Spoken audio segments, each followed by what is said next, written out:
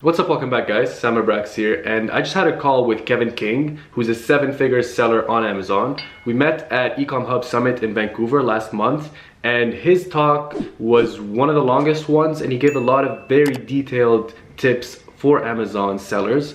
So I had to get him on the channel. So in this video, he gave a lot of good tips on cash flow, how to manage your money, how to, or what to expect when you're investing in this business, and what to expect in terms of making money and taking money out of the business. He also gave a very good ranking tip that you might want to sit down and watch twice and take notes on. And he gave just general Amazon tips from his personal experience of selling since 2000 something. You'll see in this video. So I hope you enjoy this one, and if you want more with Kevin, let us know and we'll do more of these. What's up guys? I'm here with Kevin King. We actually met at the Ecom Hub Summit in Vancouver recently.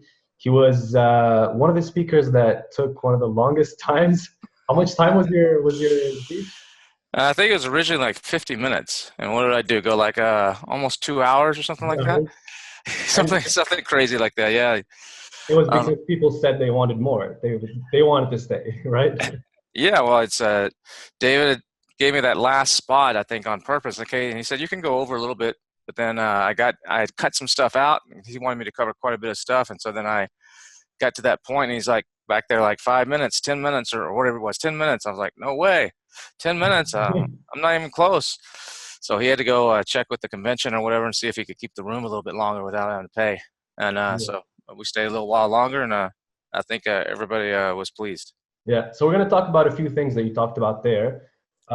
Two of the most, or the things that I want to find out more about personally is your launching method with the giveaway method from Amazon with YouTube. You'll get what I'm trying to say when we start talking about it. And then the other thing is cash flow and your experience with it, because that's something that I've personally struggled with, and I know a lot of people do. But before, would you like to share who Kevin King is with everyone that's watching?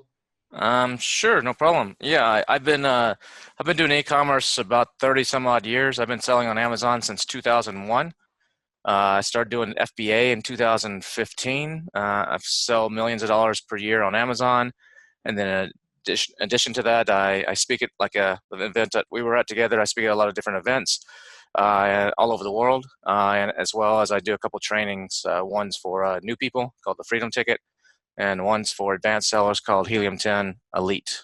It's a partnership with the guys that own that software. So what's your experience been like with FBA since you started? Well, I started, I think, in May of 2015. I never took a course or anything. I come from a direct marketing and e-commerce background, so it's kind of I'd already been sourcing in China and South Korea and some other places before I got into it.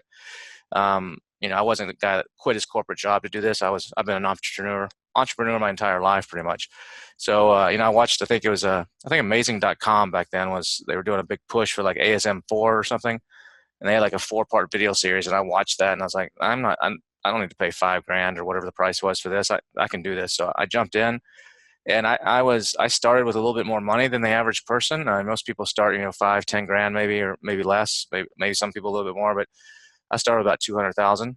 And so I launched 5 different brands at the same time. Well, almost, not the same day, but like back to back to back, in different categories, because I was going to see some of those were strictly private label, where I found something in Alibaba or global sources and customized it a little bit and put my logo on it.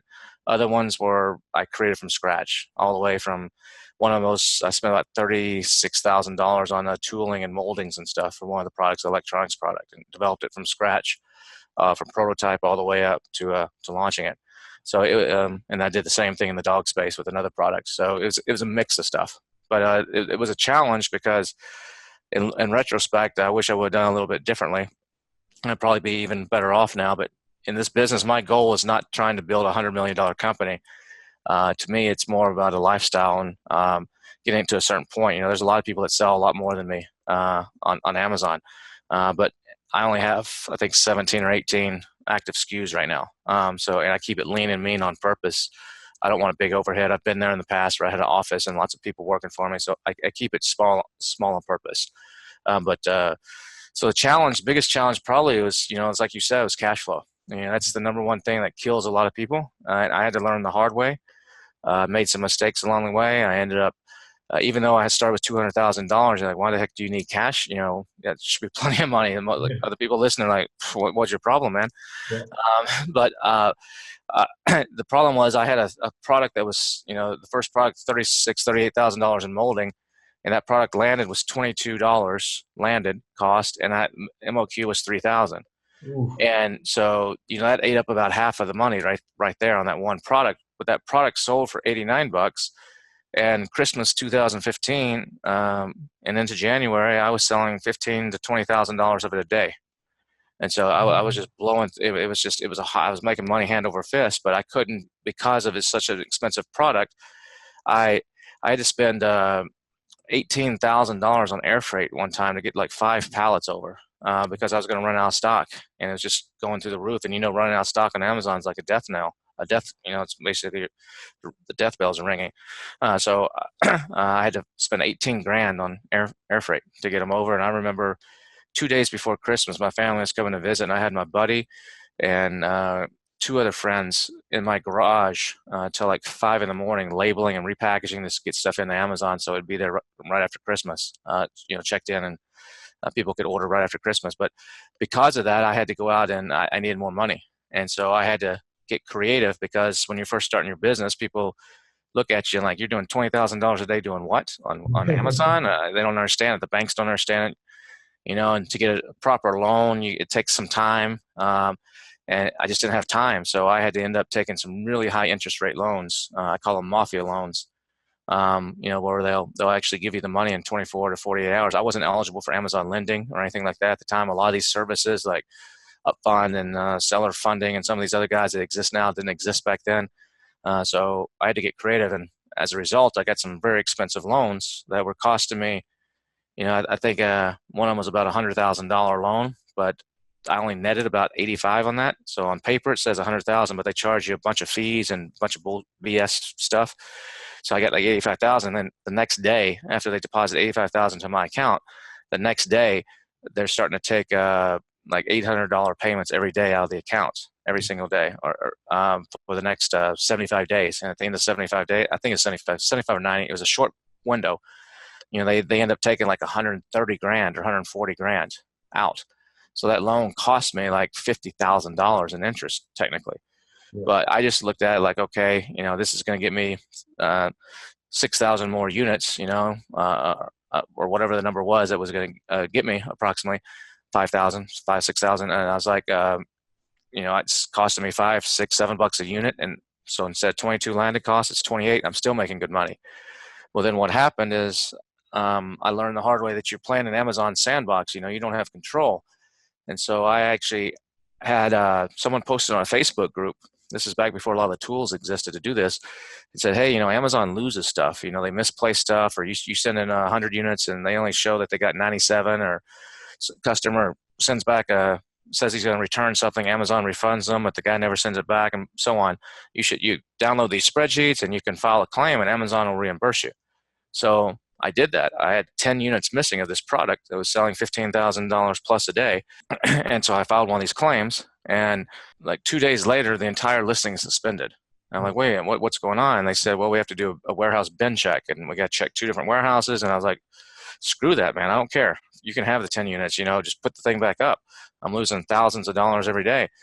And they wouldn't do it. It took 2 weeks. So it basically killed the BSR, killed everything. And this is before I knew that you're supposed to close the listing, and I was still learning. So by the time I got back up, it was a struggle. I had to lost all momentum. Other people took my spot on the page. I had to lower the price to get some momentum back. It took me, it happened again. I also had a little banner image on my main photo, like a little, icon that you're not supposed to put there.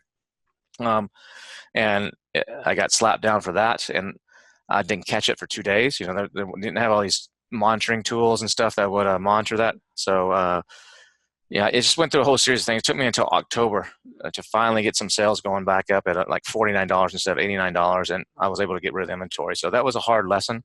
Mm-hmm. And picking products and in cash flow and the types of loans you get. So, and while that was happening, you still had to pay back that money. Oh yeah, every day I'm paying $800, $900 a day, whatever it was. I'm not making any sales from that. So I take the money from my other products. Thank God I had some other products. That's why I tell people, you know, don't put all your eggs in one basket. I'm saying sometimes when you start, you don't have no choice. You don't have a choice, but you have one product. But as soon as you get to multiple products, I try to diversify. You know, a lot of people in this business, one of their, they might be doing $1 million a year, but 80% of those sales are coming off one product, and they got 5 other products that are 20% of their sales. To me, that's extremely risky, because that one goes down. Like in my case, where the big one went down, you can get screwed. And so now, you know, I don't like to see any of my products go above about 15%. Um, uh, as my whole portfolio, and if they go higher, sometimes I'll deliberately like raise the price to slow it down a little bit, just because I don't want the risk. I'd rather make a little bit less money every day than make no money in a couple months. The other thing that taught me about cash flow is I was always looking at profit, and profit is important. You need profit, but ROI is even more important in this business. And ROI is return on investments. Basically, how often can you turn your money over?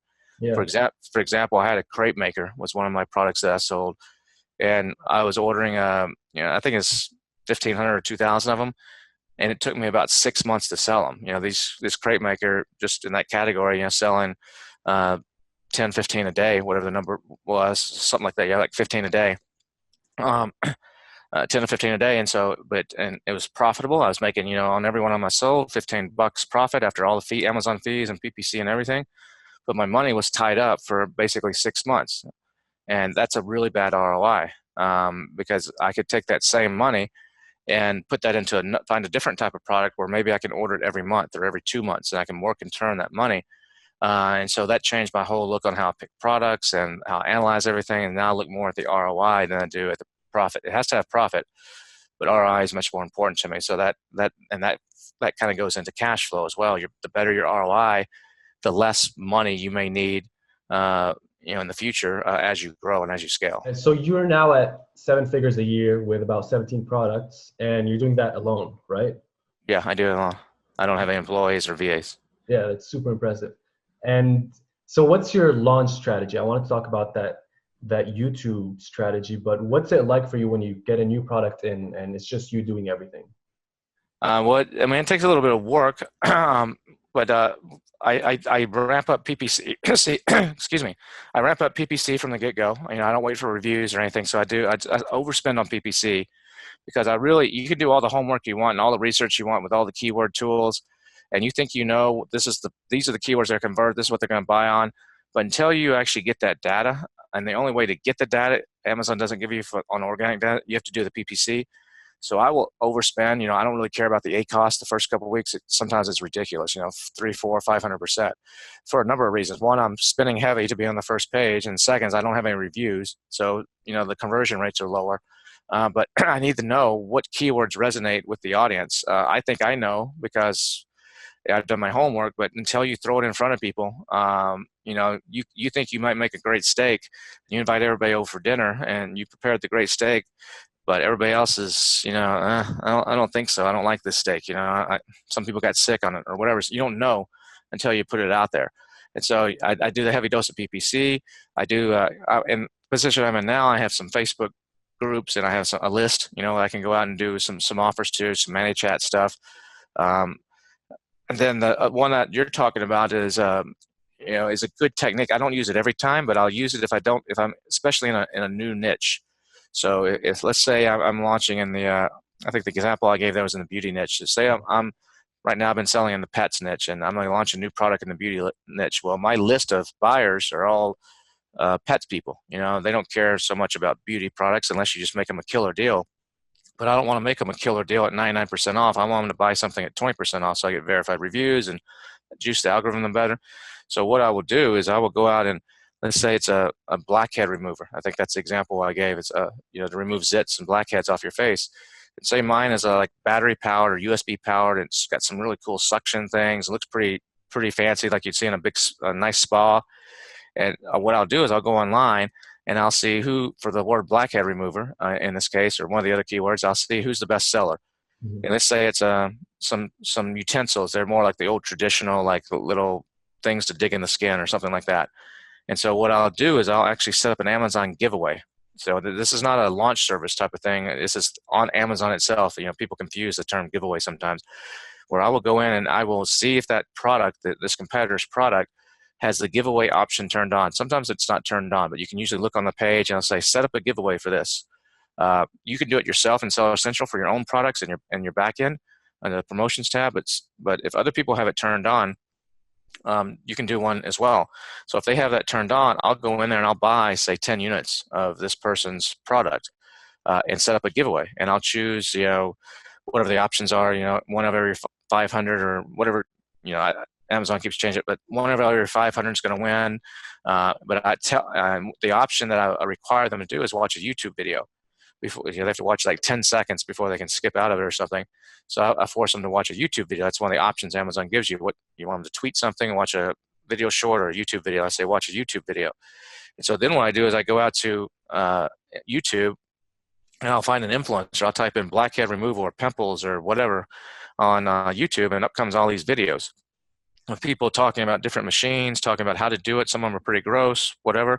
I find a guy who's not a big channel, but it's kind of up and coming, maybe get 5,000-10,000 views on his video or something like that, and I'll say, hey, I'll reach out to them if there's a way to contact them, and I'll say, look, I can get you 5,000 or 10,000 more views, and help you build your channel, get some more people watching your videos. And they're like, heck yeah, what do I got to do? I said, well, I'm going to send you 2 products. My product, my fancy blackhead remover that's USB powered, it's on the boat right now. It's on the way over. It's on the water. And it's going to be here in like 3 weeks. So what I always do is I have my factory air freight over like a case. So I have like 20 samples, sitting around. So I tell him, I'm going to send you one of mine, and I'm going to send you one of this other one from Amazon. It's a bestseller, and I want you to make a video that compares the two. And hopefully your product needs to be better. I mean, if your product sucks, it's not going to do you any good. But if your product is better or cooler, they'll make a cool video. So look, here's the old way of doing it. It's a lot of work. It can hurt. Here's a new way. It's done. Whatever. They show the two.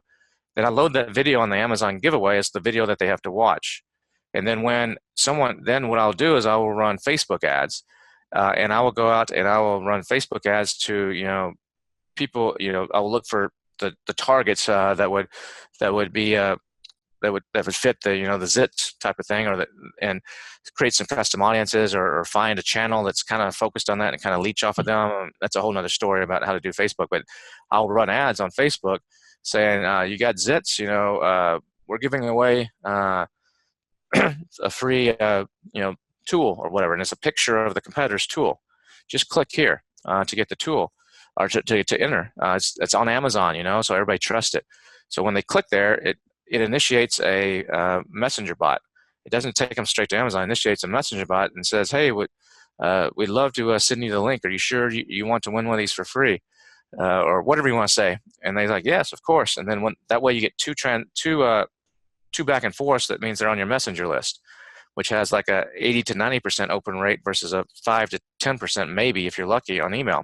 Yeah. And so they're on my messenger list. And so that next message that goes out to them says, oh, great, here's the link. But that link is not just going straight to Amazon, that to the giveaway page on Amazon. That link is actually going through a redirect, like Pixel5Me or PixelMe, Pixel.me, or ClickMeter, or there's several different ones you can use. And what that will do is it gives me some additional tracking. So I mean, Facebook will tell you how many people clicked it, but it gives me some additional tracking. But it also puts down a Facebook pixel, which you really don't need because you're going to be in their messengers, but also can put down a Google pixel or a Reddit pixel or whatever other pixel you want, so you can retarget these people. And so then once they click that link, it redirects. The customer never knows. It just automatically redirects them over to Amazon. They're on the giveaway page. They have to watch the little video that's showing hopefully my product that's better than the other guy's product. Most people don't win. The ones that win, they're thrilled to death. The ones that don't win, they're like, okay, I didn't win. So then when my product, 3 weeks later, it arrives in, I know everybody that clicked that link and entered. Now, some people might click the link and just didn't actually enter, but most of them do.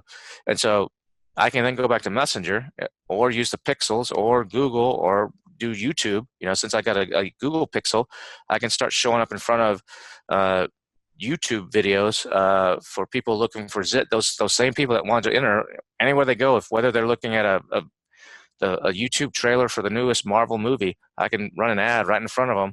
And that ad basically said on YouTube or on Facebook will say something like, remember that zit remover tool or whatever. I'm paraphrasing here, but that zip remover tool, you'll want to sexy this up a little bit.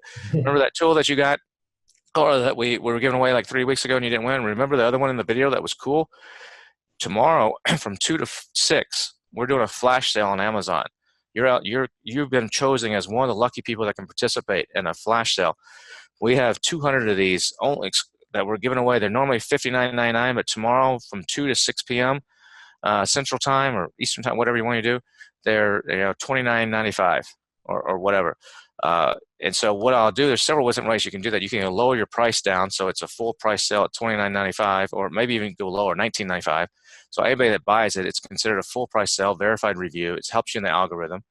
Or you can do a coupon on it, which you give them a coupon code to use, which is not quite as effective.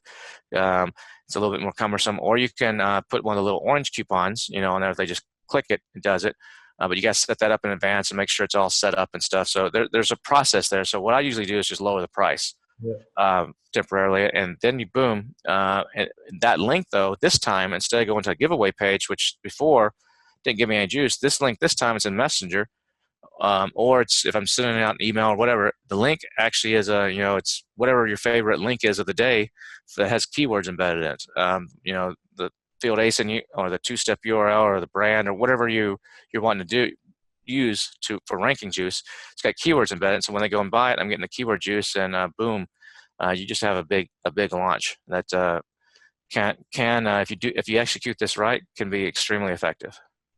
All right, guys, if you were able to take notes throughout all this is actually not that complicated. So I'll try to take notes as well and put it in the description below of like step 1, step 2. Once you look at it again, it sounds pretty simple and pretty easy to replicate, right?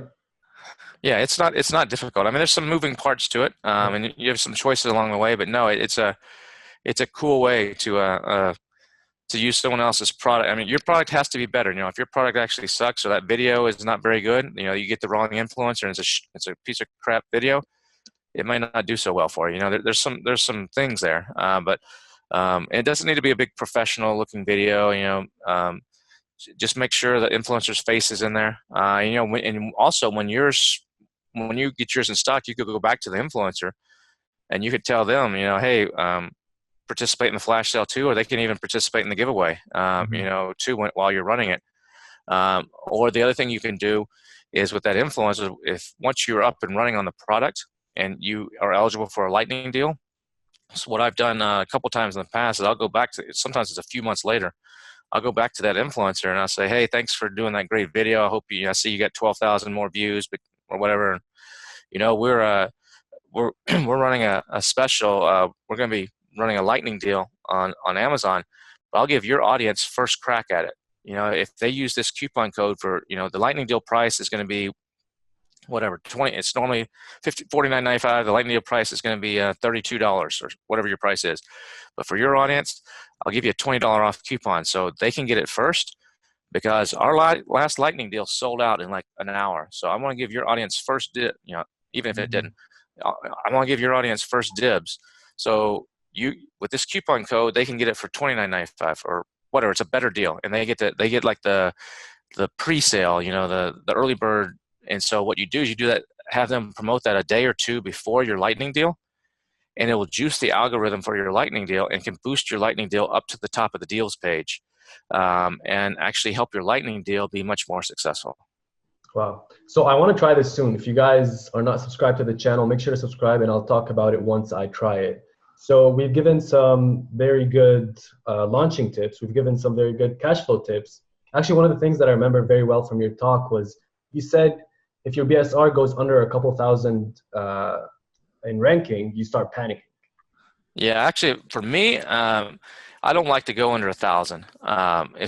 Some people, they get under 1,000 BSR, they get all happy, but to me, it's a minefield. Especially, it's getting worse. I think Amazon may take some steps to cut some of this down, but I don't think it's going to go away completely. But yeah, under 1,000 and commodity products, and then under 1,000 BSR are a nightmare. If you have a patent on a product or it's a licensed product, no problem. All day long, it's no problem. But if it's a commodity or a cheaper product, under $50 or something, the way the Chinese, a lot of the Chinese sellers and what they're doing right now is just insane, and it gets cutthroat so fast. Where it's a race to the bottom on price. There's all kinds of nasty tricks and nasty things happening where for people are posting bad fake reviews or putting reviews that this blew up in my face when I opened the box or whatever, and you get it fixed, and then the next day it's right back again. Your listing suspended. So for me personally, most of my products are in the 4,000 to 10,000. I think I have one right now. It's like a 30, somewhere in the low threes. But most of them are in the 4 to 10. I got some that are like 15,000 BSR. It's selling 5 or 10 units a day, which I'm totally happy with. I don't have any freaking problems with hijackers or counterfeiters or all these nasty games. I in some of my courses I did share 2 years ago when I launched my Freedom Ticket course, which is for new people. I shared one of my accounts in that course, and just because I want to be transparent. Everybody's always hiding. Are you really selling? Or they're always hiding what they do. And so I shared it. Well, that created some problems. So some of my competition then figured out what I am. So that account now is basically a testing account, and I'll show the demos in there testing, but I don't put anything in there that I care about. I have separate stuff that I don't tell anybody. So the lesson is don't share your product. Keep it. Yeah. Well, if you're teaching or something like that, yeah, keep it. I mean, don't share it hugely publicly, otherwise people can jump onto it and I became a target. So, people want to knock me down. Not everybody would have that problem, but yeah. Definitely. So before we end this video, do you want to give a few tips on product research and how you find winning products to add to your list of products? Yeah, I mean, that's a big products. The product you choose is really the foundation of it, whether you're going to succeed or not. But it's not so you could have a great product, but if you don't know how to market it properly, you don't know how to look for the right keywords, it's not going to get you anywhere. Mm-hmm. So for me, I don't start with, a lot of people will go to Jungle Scout or X-Ray or one of the other tools and they'll pop up and they'll show this. That's how they pick the product based on some sort of sales volume or number. I don't do that anymore. I mean, if you go to freedomticket.com, I think I'm not sure if I showed this in the talk I did with you guys or not, but at freedomticket.com, I show 7 secrets, and 2 of those are based on product selection. I show you exactly how I choose products. It's a free webinar. You don't have to buy anything, but if you just watch that first hour, you'll learn whether you're a new seller or experienced. It's on replay right now, so you can pick a date and time. But I show you, and then I'll walk you through the exact step and how I use like the Helium 10 tools and how I pick products based on keyword demand, not based on how much they actually sell. And I pick products based on a budget. Like, that's a big problem. We talk about the cash flow, or that a lot of people will launch a product and they're not properly thinking it through. So if you've got let's say you have $10,000 to start this business, or maybe you're already selling, you already got 10 products and you're going to launch a new product and you've set aside 10 grand in your budget. Well, don't spend that whole 10 grand on that product. I always recommend you should never spend more than 2.5 times your initial inventory. I mean, people always say, how much money do I need to start? You need 2.5 times your initial inventory cost at a minimum. More is better. So if I got 10 grand, I divide that by 2.5, that's $4,000. So my first product or the next product, if you already have products, should not cost me landed more than $4,000. So that dictates, okay, I only have 4 grand to spend. Why would I not spend the other 6? Because I'm going to need some money for PPC. I'm going to need some money maybe for a software tool. I'm probably going to have to reorder. If I'm successful and do my job right, I'm going to have to reorder this product before Amazon pays me for all the first ones. And maybe I'm even going to have to order more because, I ordered 1,000 to start with, but it's selling so good. The next time I need to order 1,500. So I need some money set aside to do that so I don't run out of stock. Because if you run out of stock on Amazon, it's like we said earlier, it's a death killer. So I'll go and I'll use these tools to find something that I can source for $4,000. So I have a whole spreadsheet where, okay, if it sells 5 a month, 5 a day, I can sell in this. I need to find something that costs this much, or 10 a day, 15, 20 a day, depends on how competitive I want to be, or this is where I need to be. And so then I'll pick products based on that. So I'll find opportunities. I'll take a look at the profitability, do some rough calculations, not only contact the factories, just do some rough calculations on profitability and ROI. The ones that have a greater than 150% ROI and a good profitability, I'll look deeper into, and I'll start doing keyword analysis on them. And I'll start looking at the keywords, and it's not the big, sexy keywords a lot of times where the money's at. Sometimes it's in the keywords down that maybe only have 1,000 or 500 or 1,500 searches a month. But now with the brand analytics data, we can see, not everybody has this, but if you're brand registered, it should be in your account. But you can see there's some tools that are using this data now that make it even easier. But you can see, like, look, this keyword that's got 1,000 searches a month, it's accounting for like 50% of this guy's sales, versus the keywords that has like 10,000 a month, it's like 2% of his sales or something. So I want to focus on the ones that's getting 50% of sales, see if I can compete there. So I'll find 3 to 5 of those that I can compete on, where I think I can come in and take the first, second, or third position. Because if you're not in those top positions on most product, unless it's a gift product that people are shopping for, it's a little bit harder to sell. And I'll look for the opportunities there, and then if the keywords match up and I think that's good, then I'll start getting serious about sourcing the product, finding a supplier, getting the pricing, reading through all the reviews and the competition to see what I need to fix or what everybody's complaining about, or how can I differentiate the product, and go from there. Yeah, that tip that you gave at the beginning about having 2.5x of the money that you need to order. We've been talking about that a lot recently. I had a video with Taz. If you guys haven't seen it, check it out. I'll link it below. But he said the same thing. He said have 2.5 to 3x of what you need to order, and make sure that you don't spend everything that you have on that order, which is a mistake that I've done and that many people do. So, and there's a lot of other very good tips that you've mentioned. So if you guys want us to talk about anything specific in details, let us know in the comments below. And what would you like to leave us with? Well, I just appreciate you inviting me on, and I enjoy giving back. People sometimes ask if you're selling, you're making money selling. Why are you teaching or whatever? There's a lot of people that have courses or they're out there teaching that aren't doing it. So I'm doing what I teach, and I enjoy.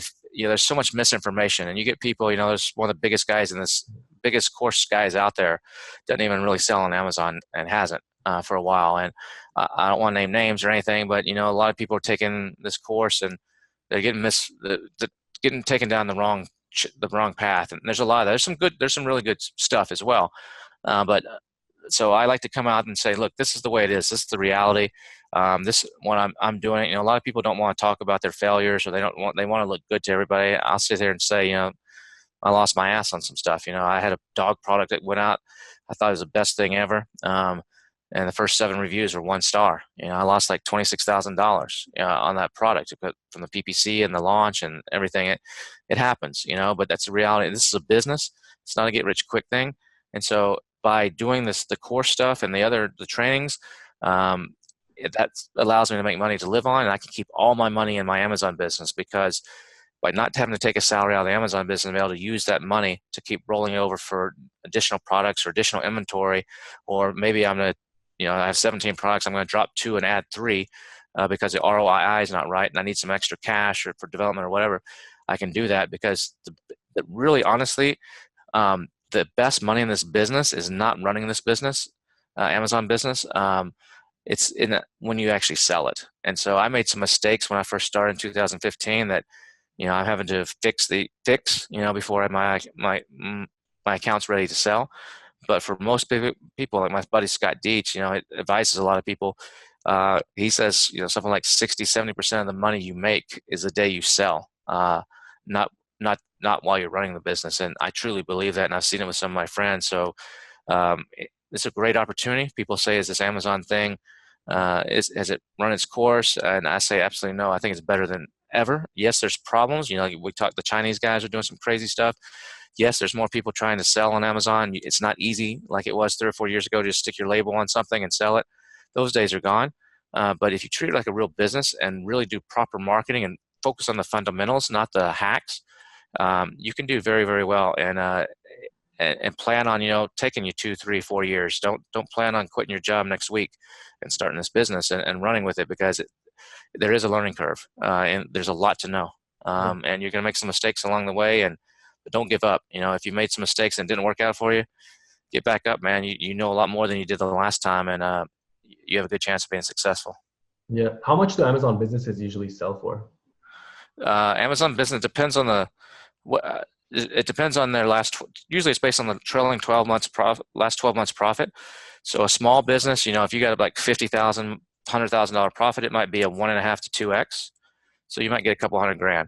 But if you got that's a $10 million company with a $2 million, most private label businesses should have a 20 to 25% bottom line profit margin. You'll hear people on Facebook say, I got 80% profit or 60% profit. That's bullshit.